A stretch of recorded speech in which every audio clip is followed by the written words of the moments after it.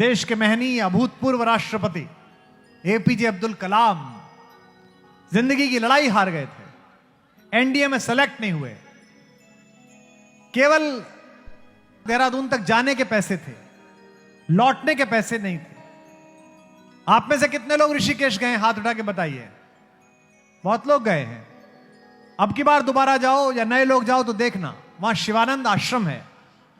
उस शिवानंद आश्रम के पास एक बड़ी शिला है, नीचे माता गंगा बहती है। शाम के समय जब पैसे नहीं थे तो सोचा कलाम साहब ने कि बहन के गहने गिरवी रख के आया था, सोचा था पायलट बन जाऊंगा, जहाज उड़ाऊंगा, सिलेक्शन नहीं हुआ, अब वापस जाने के पैसे नहीं है, ऐसे जीवन का क्या फायदा, आत्महत्या कर लेता हूं। उन्होंने अपनी आत्मकथा में लिखा है, पढ़ना उनके अग्निगुणान, विंग्स ऑफ फायर, उसमें लिखा है कि मैंने सोचा कि मैं आत्महत्या कर लेता हूं। शाम के समय टहल रहे थे, इसी उद्विग्नता के साथ के कूदूं, संध्या करके आरती करके माता गंगा को प्रणाम करने के लिए स्वामी शिवानंद जी निकले। उन्होंने देखा एक लड़का टहल कदम कर रहा है और बिल्कुल कोने पे आके रुकता है। पुराना अनुभव, ज्ञानी आदमी, तपस्वी संत पहचान गए। बोले बेटा एक सेकंड रुक, यहां। प्रणाम महाराज। क्या हुआ बेटा, यहां से कैसे घूम रहा है, गिर जाएगा, नीचे गंगा है।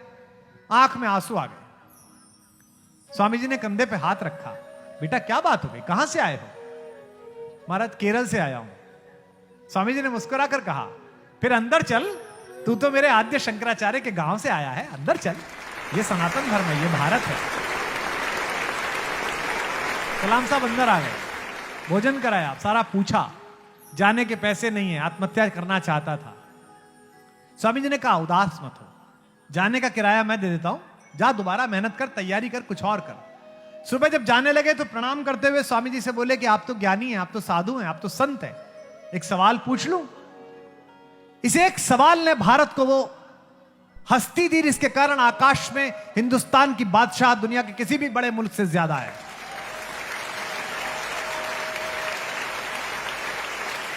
इतनी नई कंपनियां अमेरिका खड़ा नहीं करता जितनी हम मिसाइल फेंकते हैं आकाश में। पूरी दुनिया किराए पे मिसाइल फेंकवाने आती है हमसे, श्री हरिकोटा से। तो कलाम साहब ने कहा एक प्रश्न पूछ लूं। शिवानंद जी ने कहा हाँ बता बेटा।